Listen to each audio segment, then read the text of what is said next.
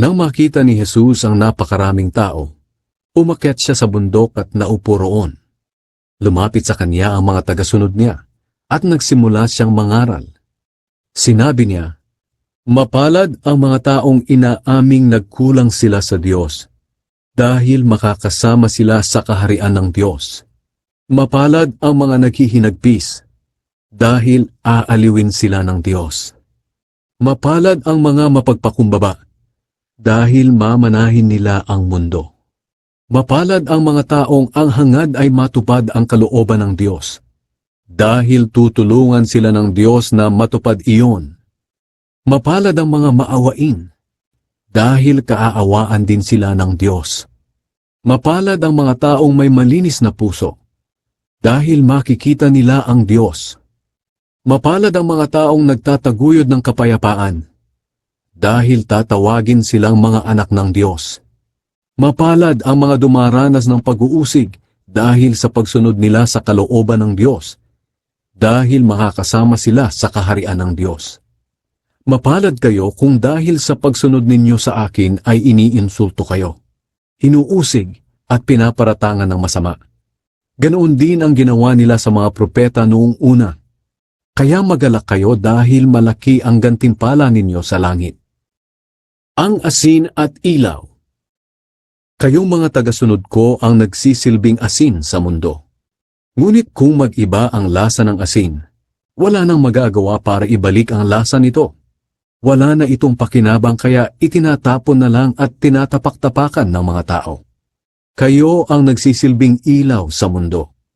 At ito ay makikita nga tulad ng lungsod na itinayo sa ibabaw ng isang burol na hindi maitago.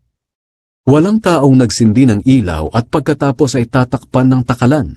Sa halip, inilalagay ang ilaw sa patungan upang magbigay liwanag sa lahat ng nasa bahay. Ganoon din ang dapat ninyong gawin.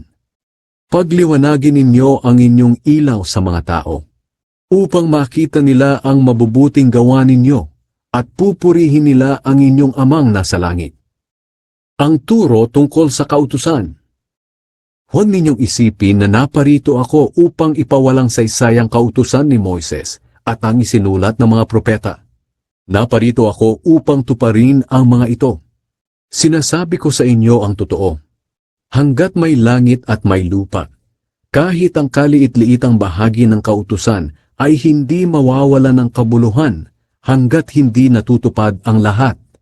Kaya ang sinumang lumabag sa pinakamaliit na bahagi ng kautusan at magturo sa iba na lumabag din, ay ituturing na pinakamababa sa kaharian ng Diyos.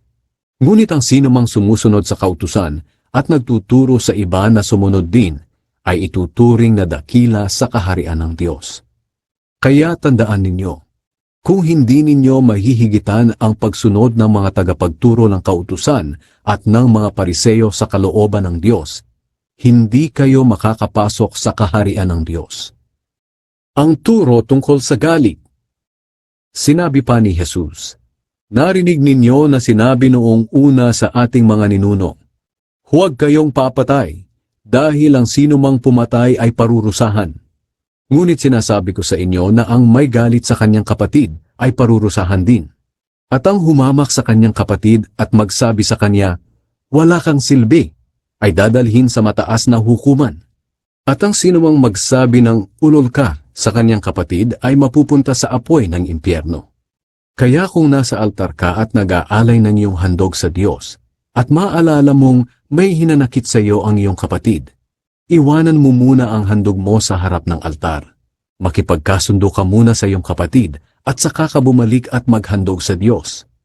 Kapag may nagdedemanda sa iyo, makipag-ayos ka kaagad sa kanya habang papunta pa lang kayo sa hukuman. Dahil kapag nasa hukuman na kayo, ibibigay kayo ng hukom sa alagad ng batas upang ipabilanggo. Tinitiyak ko sa iyo, hindi ka makakalabas ng bilangguan hanggat hindi mo nababayaran ng kabuuan ng utang mo. Ang turo tungkol sa pangangalunya. Narinig ninyo na sinabi noong una, huwag kang mangangalunya. Ngunit sinasabi ko sa inyo na ang tumingin lang sa isang babae ng may masamang pagnanasa ay nagkasala na ng pangangalunya sa kanyang isip. Kaya kung ang kanang mata mo ang dahilan ng iyong pagkakasala, dukitin mo ito at itapon. Mas mabuti pang mawalan ka ng isang parte ng iyong katawan, kaysa sa buo ang katawan mo pero itatapon ka naman sa impyerno. At kung ang kanang kamay mo ang dahilan ng iyong pagkakasala, putulin mo ito at itapon. Mas mabuti pang mawalan ka ng isang parte ng katawan kaysa sa buo ang katawan mo, pero itatapon ka naman sa impyerno. Ang turo tungkol sa paghihiwalay.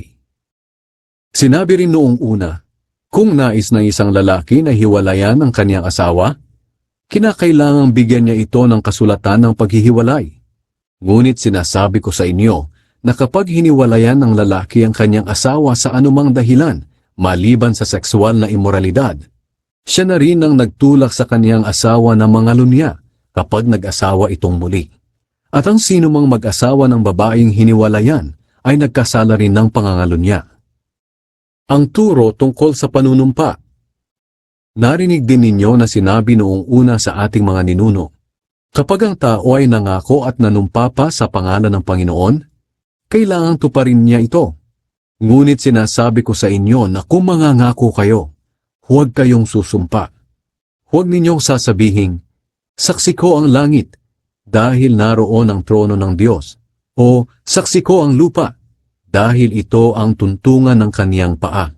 At huwag din ninyong sasabihin, saksi ko ang Jerusalem, dahil ito ang lungsod ng dakilang hari. At huwag din ninyong sasabihin, kahit mamatay pa ako, dahil ni isang buhok mo ay hindi mo kayang paputiin o paitimin. Sabihin mo na lang na, oo kung oo, at hindi kung hindi. Dahil kung manunumpa pa kayo, galing na iyan sa diablo. Huwag maghiganti. Narinig ninyo na sinabi noong una, mata sa mata, ngipin sa ngipin. Ngunit sinasabi ko sa inyo na huwag ninyong gantihan ng masama ang gumagawa sa inyo ng masama. Kung sampalin ka sa kanang pisngi, iharap mo pa ang kaliwa.